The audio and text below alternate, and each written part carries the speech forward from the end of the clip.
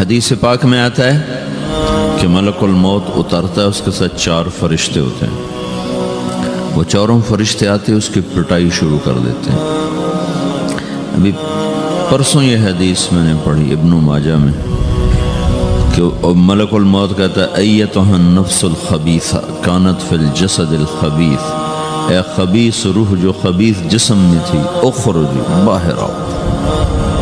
اب وہ واپس تو ہو نہیں سکتا، اپنے آپ کو روک تو سکتا نہیں، تو وہ حیران پریشان خوف زدہ، تو اس کے جواب میں اس کو ملک الموت کہتا ابشری ابشری بحمیم وغساق وآخر من شکلہ ازواج، تیار ہو جا خوفناک عذاب کے لیے اور کھولتے پانیوں کے لیے، کانٹے دار جھاڑیوں کے لیے اور بے شمار عذاب کی شکلوں کے لیے۔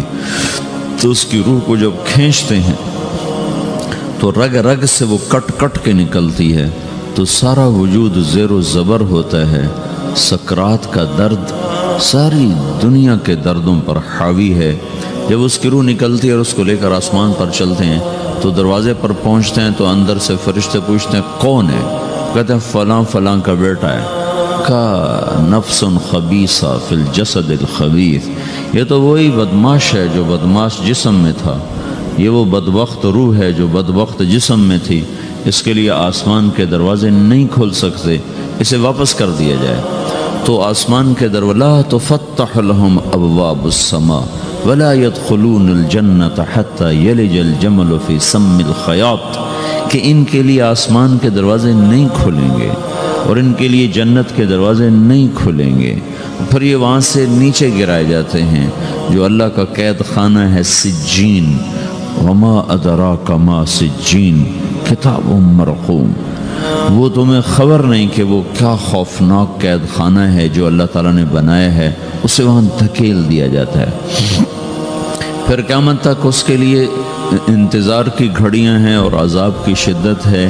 اور جب کوئی نیک آدمی اللہ تعالیٰ کے دربار میں جانے کا اس کا وقت آتا ہے تو اللہ تبارک و تعالیٰ فرماتے ہیں ان الذین قالوا ربنا اللہ ثم استقاموا تتنزل علیہم الملائکۃ الا تخافوا ولا تحزنوا وابشروا بالجنة التي كنتم توعدون نحن اولیاؤکم فی الحیاة الدنیا وفی الآخرة ولکم فیہا ما تشتہی انفسکم ولکم فیہا ما تدعون نزل من غفور الرحیم۔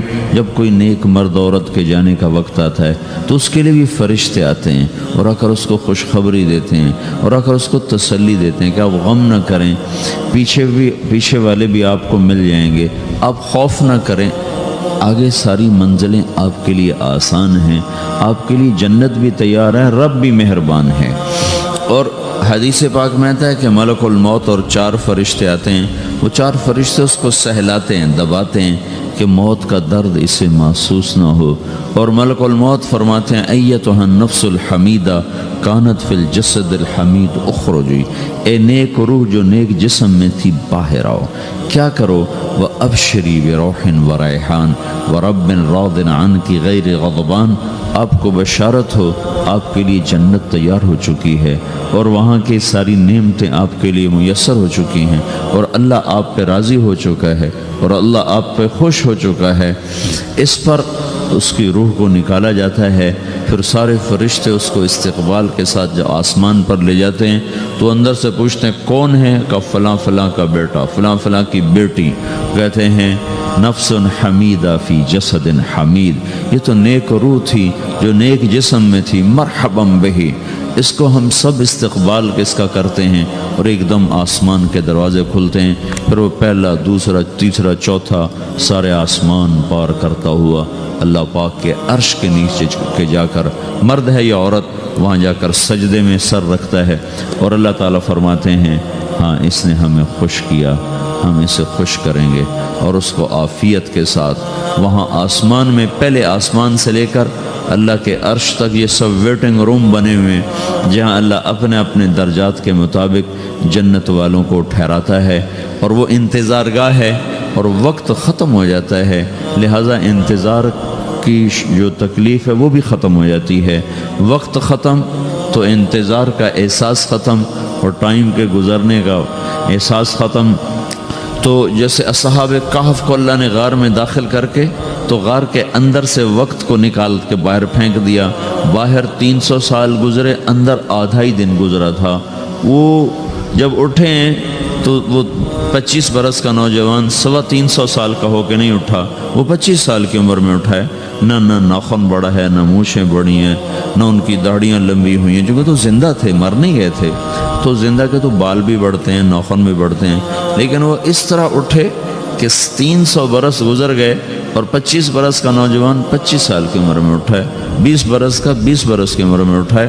اور وہ کہنے لگے کم لبثنا، بھائی کتنا ٹھہرے ہیں، کہ یومن او بعض یومن، لگتا ہے کوئی دن آدھا دن ٹھہرے ہیں۔ وہ صحیح کہہ رہے تھے۔ باہر اللہ تعالیٰ نے وقت کی گھڑی کو چلائے رکھا اور اندر غار میں اس کو سوئچ آف کر دیا، نکال دے کہ یہاں وقت کو داخل نہیں ہونے دیا۔ تو وقت کے گزرنے سے جو بھی اثرات مرتب ہوتے ہیں وہ ان پر مرتب نہیں ہوئے، تو وہ 20 آدھا ہی دن کے بعد اٹھے ہیں، باہر 300 سال، اندر آدھا دن۔ یہی کچھ اللہ تبارک و تعالیٰ برزخ میں کر دیتا ہے، وقت کو ختم کر دیتا ہے، گزرنے کا احساس نہیں ہوتا ہے۔ تو اس طرح میرے عزیزو، یہ دو موتیں ہر انسان دیکھتا ہے، یا وہ جنت کے فرشتوں کا استقبال دیکھتا ہے یا جہنم کے فرشتوں کی مار اور پٹائی کو سہتا ہے۔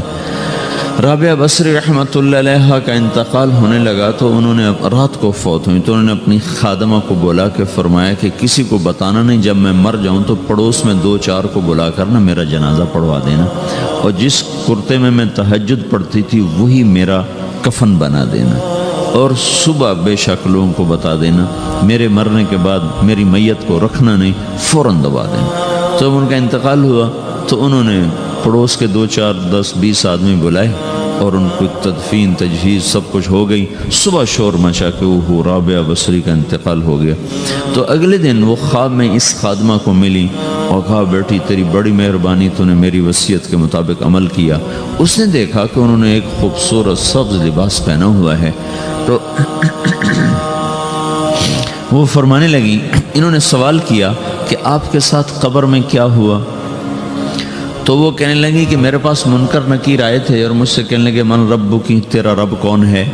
تو میں نے کہا سبحان اللہ، 40 برس جس کو میں نہ بھلا سکی اس کو 4 ہاتھ زمین میں آ کے میں بھول جاؤں گی۔ ان کا 42 برس کی عمر میں انتقال ہوا تھا۔ تو وہ کہنے لگے سبحان اللہ، جس کو میں 40 برس نہ بھولا سکی میں اسے 4 ہاتھ زمین کے اندر آ کے بھول جاؤں گی۔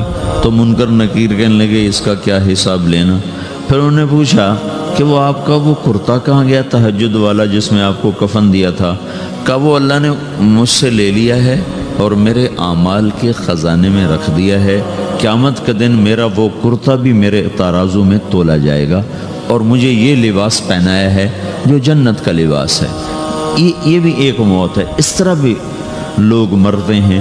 اور دوسری بھی ایک موت ہے، ہمارے علاقے کی بتا رہا ہوں، اپنے علاقے کی۔ ایک زمیندار مر گیا، اس کی قبر کھودی، ساری بچھوؤں سے بھری ہوئی، ایسے جیسے چیونٹیاں پھر رہی ہوتی۔ تو انہیں وہ بند کر کے دوسری کھودی، ساری بچھوؤں سے بھری ہوئی۔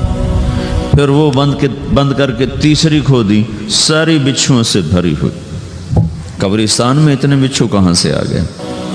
یہ زمین کے بچھو نہیں ہے، یہ آخرت کی بلائیں ہیں جس کے ساتھ اب اسے قیامت تک رہنا ہے اور گزارا کرنا ہے۔ تو یہ 2 طرح کی موتیں روزانہ لوگ مرتے ہیں، روزانہ لوگ مرتے ہیں۔ جب نماز کا وقت ہوتا ہے ملک الموت ساری دنیا کا چکر لگاتا ہے اور دیکھتا ہے کون پڑھ رہا ہے کون نہیں پڑھ رہا، کون پڑھ رہا ہے کون نہیں پڑھ رہا۔ جو نماز کی پابندی کرتا ہے اس کی موت آسانی سے ہوتی، جو نماز میں غفلت کرتا ہے اس کے ساتھ موت کے وقت شدت اور سختی اختیار کی جاتی۔ تو بھائیو، یہ ایک جسم ہے، ایک روح ہے۔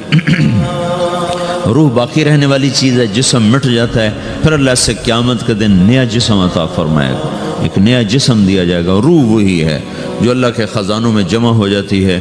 نافرمان کی سیاہ کالی روح ہوتی ہے، فرما بردار کی روشن چمکدار روح ہوتی ہے۔ تو اللہ نے کچھ تقاضے جسم کے رکھے ہیں اور کچھ روح کے رکھے ہیں۔ جسم کے تقاضے پورے نہ کرو تو یہ پریشان ہو جاتا ہے، روح کے تقاضے پورے نہ کرو تو یہ پریشان ہو جاتی ہے۔ روح کی پریشانی جسم سے زیادہ ہے، چونکہ روح کی طاقت جسم سے زیادہ ہے۔ روح جسم مٹی سے بنا ہے، اس کی غذا بھی مٹی سے نکلتی ہے۔ روح آسمان سے ہے، اس کی غذا بھی آسمان سے ہے۔ روح کا تعلق جب تک اللہ سے نہیں جڑتا، اس سے بھوک اور پیاس لگتی رہتی ہے۔ جسم کو جب تک روٹی اور پانی نہ ملے، یہ تڑپتا اور پریشان رہتا ہے۔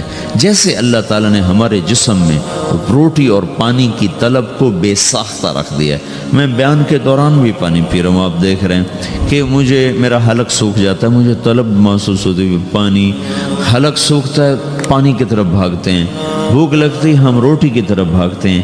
یہ ایک ایسا اندر میں آٹومیٹک سسٹم ہے کہ ہم اس کو آف نہیں کر سکتے۔ یہ سوتے سوتے بھی بھوک کی وجہ سے آنکھ کھل جاتی، سوتے سوتے پیاس کی وجہ سے آنکھ کھل جاتی ہے۔ یہ ایسا خود اللہ تعالیٰ نے ساختہ نظام بنایا ہے کہ آپ اپنے جسم میں روٹی اور پانی کی طلب کو نہیں نکال سکتے۔ میرے عزیزو، ٹھیک اسی طرح اللہ نے انسانی روح میں اپنی طلب رکھ دی ہے اور اپنے رسول کی طلب رکھ دی ہے۔ یہ دو طلب ایسی ہیں کہ یہ آپ کے جسم روح سے نکل نہیں سکتی۔ جیسے بھوکا روٹی نہ کھا لے، پیاسا پانی نہ پی لے، اسے چین نہیں آ سکتا۔ وہ روح جو اللہ اور اس کے رسول سے نا آشنا ہے، جب تک وہ وہاں تک پہنچ نہیں جاتی، اسے چین نہیں آ سکتا، اس کا اندر پریشان رہے گا۔ 1997 میں جب جنید جمشید سے میری پہلی ملاقات ہوئی تو اس نے مجھ سے یہ سوال کیا کہ مولوی صاحب، ایک پاکستانی نوجوان جس گلیمر کو خوابوں میں دیکھتا ہے، وہ گلیمر تو مجھے زندگی میں ویسے ہی حاصل ہے۔ میرے چاروں طرف زندگی کا رقص ہے اور میری زندگی کی ہر خواہش، السلام علیکم، ویلکم بیک ٹو مسلم سیرہ۔ ایسے ہی بیانات سننے کے لیے ہمارے چینل کو سبسکرائب کریں اور بیل آئیکن کو ضرور دبائیں۔ شکریہ۔ تمنا پوری ہے، اس کے باوجود میرے اندر اندھیرا ہے، میرے اندر خلا ہے۔ مجھے لگتا ہے میں وہ کشتی ہوں جس کا کوئی ساحل نہیں، جس کی کوئی سمت نہیں، جس کا کوئی گھاٹ نہیں۔ یہ کیوں ہے؟ میرے ساتھ تو ایسا نہیں ہونا چاہیے۔ ایک عام لڑکا تو کہتا ہے ہائے کاش یہ ہوتا، اس کو وہ نہیں ہو رہا تو پھر وہ پریشان ہے، ہائے یہ ہوتا، ہائے وہ ہوتا۔ تو میں تو ہائے نہیں کرتا ہوں، میری تو ہر لذت اور خواہش میرے سامنے تشتری میں سجا کے پیش کی جا رہی۔ میں کیوں ایسا کر رہا ہوں؟ میں ہائے ہائے کیوں کر رہا ہوں؟ میرا اندر ویران کیوں ہے؟ میرے اندر میں خلا کیوں ہے؟ یہ وہی خلا ہے کہ وہ روح کی پیاس کو شراب میں بجھانا چاہتا ہے، وہ روح کی پیاس کو لڑکی میں بجھانا چاہتا ہے، وہ روح کی پیاس کو موسیقی سے بجھانا چاہتا ہے، وہ روح کی پیاس کو دنیا کی رعنائیوں میں 5 اسٹار ہوٹلوں سے بجھانا چاہتا ہے۔ روح کیا جانے روٹی کیا ہے، شراب کیا ہے، پانی کیا ہے، عورت کیا ہے، موسیقی کیا ہے، گھنگرو کیا ہے، پائل کیا ہے، چھنکار کیا ہے۔ روح کو ان چیزوں کی کیا خبر؟ امریکہ میں ہماری ایک جماعت تھی تو 4 لڑکے 2 لڑکیاں، 4 لڑکیاں 2 لڑکے مسلمان ہوئے۔ تو ایک لڑکے کا نام رکھا تھا ابراہیم، اور اس کو جب پڑھایا نا کلمہ، انہوں نے کہا ہائے، انہوں نے کہا ہائے، اور دونوں ہاتھ یہاں رکھے سینے پر، دل پر، کہا ہائے۔ تو ہمارے ساتھی ہیں ڈاکٹر اختر، وہ کہنے لگے کیا ہوا کیا ہوا؟ کہنے لگا جب سے ہوش سنبھالا یہ جگہ خالی تھی، یہ تیرے کلمہ پڑھانے پر بھر گئی ہے کہ میری خوشی سے ہائے نکل گئی۔ یہ جگہ خالی رہے گی، یہاں شراب نہیں پہنچ سکتی، یہاں نغمہ اور موسیقی نہیں پہنچ سکتی، یہاں تالے لگے ہوئے ہیں، یہاں تک کوئی آواز نہیں جا سکتی۔ دل کے تاروں پر ایک ہی نغمہ چڑھ سکتا ہے اور وہ اللہ کی یاد کا ہے اور اللہ کی محبت کا ہے اور اللہ کے رسول کی محبت کا ہے۔ باقی کوئی مضراب ایسا نہیں جو ان تاروں کو چھیڑ سکے، باقی کوئی چیز، آواز ایسی نہیں جو دل کی دنیا پر جا کر دستک دے سکے۔ یہاں بند دروازے ہیں، یہاں صرف اللہ پہنچے گا، اللہ کے رسول کا تعلق پہنچے گا، باقی کوئی چیز یہاں نہیں جا سکتی۔ تو چونکہ آج ہمارا علم غلط ہو گیا، پنکھا بند کرو، ہمارا علم غلط ہو گیا ہے، تو ہم نے ان دنیا کی چیزوں کو سب کچھ سمجھ کر اس کی دوڑ لگانا شروع کر دی ہے۔ تو روح آسمان سے ہے، اس کا تعلق اللہ سے بناؤ بھائیو۔ اللہ کا تعلق پائے بغیر نہ کوئی مرد مکمل ہے نہ کوئی عورت مکمل ہے، اور چونکہ براہ راست اللہ کو کوئی پا نہیں سکتا، چونکہ وہ ہمارے سامنے نہیں، اس کے اور ہمارے درمیان لاکھوں کروڑوں پردے حائل ہیں، تو اللہ اپنے بندوں میں سے ایک کو منتخب کر کے اپنا رسول بناتا ہے، اس پر اپنا آپ کھول دیتا ہے، پھر اسے کہتا ہے جا لوگوں کو بتا کہ یہ زندگی اللہ کو پسند ہے۔ وہ اللہ کا جو رسول ہے وہ بندوں اور رب کے درمیان واسطہ بن جاتا ہے۔ اللہ نے ہمیں حضرت محمد صلی اللہ تعالی علیہ وسلم جیسا رسول دے دیا۔ اللہ تعالیٰ نے اپنا آپ کسی کو نہیں دکھایا۔ موسیٰ علیہ السلام پہ ایک تجلی پڑی، ان کو 40 دن ہوش نہیں آیا، 40 دن اللہ سے ضد کرنے لگے، رب ارنی انظر الیک، یا اللہ میں تجھے دیکھنا چاہتا ہوں۔ اللہ تعالیٰ نے کہا موسیٰ یہ ہو نہیں سکتا۔ موسیٰ علیہ السلام اللہ کے نبی نے فرمایا لاڈلے نبی تھے، اللہ پاک سے ضد کر لیا کرتے تھے، پھر کہنے لگے نہیں یا اللہ میں نے ایک دفعہ تو ضرور دیکھنا ہے۔ تو اللہ تعالیٰ نے کہا اچھا تم ایسا کرو، میں طور پہ تجلی ڈالوں گا، فَإِنِ اسْتَقَرَّ مَكَانَهُ فَسَوْفَ تَرَانِي، تو میں تجلی ڈالتا ہوں طور پر، اگر طور کھڑا رہا تو تو بھی دیکھ لے گا۔ تو اب اللہ خود سامنے نہیں آیا، صرف ایک تجلی اللہ کے عرشوں کے اوپر سے آنا شروع ہوئی ہے، بیچ میں آپ فاصلہ گنیں، اور پھر وہ آ کر فَلَمَّا تَجَلَّى رَبُّهُ لِلْجَبَلِ، پھر وہ جبل پر پہاڑ پر آئی ہے، جَعَلَهُ دَكَّا، وہ پہاڑ ریزہ ریزہ ہو کر ہواؤں میں بکھر گیا، وَخَرَّ مُوسَى صَعِقًا، اور موسیٰ علیہ السلام بے ہوش ہو کے گر گئے۔ اور جب ہوش آیا فلما افاقا، ہوش آتے کہنے لگے سبحانک، یا اللہ تو پاک بے عیب، میں تیرے بارگاہ میں توبہ کرتا ہوں، میں واقعی نہیں دیکھ سکتا ہوں۔ ہاں کلام کا شرف ملا ہے، زیارت نہیں ہوئی۔ اللہ تعالیٰ نے حضرت محمد صلی اللہ تعالی وسلم کو مکہ سے اٹھایا اور بیت المقدس تک پہنچایا سواری پر، کہ دنیا اسباب کی ہے، یہاں سبب اختیار کیا، سواری کے پر بٹھا کر وہاں پہنچایا، اور اس کے بعد جب اوپر بلایا ہے تو پھر براق کی ضرورت نہیں پڑی، اوپر قدرت کا جہان ہے، اوپر اپنی قدرت سے بلایا ہے۔ یہ بیچ میں دیکھو نا کتنا بڑا، آپ اگر ہوا سے اوپر چلے جاؤ، یہ 500 میل ہوا کا غلاف ہے، اس سے اگر اوپر چلے جائیں گے نا تو آپ خود بم بن کے پھٹ جائیں گے ایک دھماکے کے ساتھ، چونکہ ہر انسان کے اوپر ہوا کا ایک پریشر ہے، کوئی 280 من کے قریب ہر انسان کے اوپر ہوا کا پریشر ہے۔ اس پریشر کو توڑنے کے لیے میرے اندر خود ایک پریشر بنا ہوا ہے جو اس کو توڑ رہا ہے۔ جب یہ ہوا کا پریشر میرے اوپر سے ریلیز ہو جاتا ہے تو میرا اندر کا اپنا پریشر بم کی طرح پھٹے گا اور مجھے پرزے کر دے گا۔ اس لیے وہ خلائی لباس بنایا جاتا ہے جس میں وہ مصنوعی پریشر دیا جاتا ہے تاکہ اوپر جا کر یہ پھٹ نہ جائیں۔ ہمارے نبی جس کرتے اور تہمد میں تھے اسی کرتے اور تہمد سے بیت المقدس سے چلے ہیں اور ہوا کو نہیں پار کیا، 7 آسمان ہی پار کر لی۔ اور پہلے آسمان پر حضرت آدم علیہ السلام نے استقبال کیا ہے، اور دوسرے آسمان پر حضرت عیسیٰ علیہ السلام، زکریا علیہ السلام، یحییٰ علیہ السلام نے استقبال کیا ہے، تیسرے آسمان پر حضرت یوسف علیہ السلام نے استقبال کیا ہے، چوتھے پر حضرت ادریس علیہ السلام نے استقبال کیا ہے، 5ویں پر ہارون علیہ السلام نے استقبال کیا، اور 6 پر موسیٰ علیہ السلام نے استقبال کیا، اور 7ویں آسمان پر ایک بیت اللہ دیکھا ہے جس کا طواف ہو رہا ہے۔ استقبال کو کوئی موجود نہیں، ایک بڑے میاں ایسے ٹیک لگا کے بیت اللہ کی یوں ٹیک لگا کے بیٹھے ہیں، گوٹھ مار کے، دونوں ہاتھوں کے ایسے گوٹھ مار کے بیٹھے ہیں، ان کی سفید داڑھی ہے، وہ نہیں اٹھے ہیں۔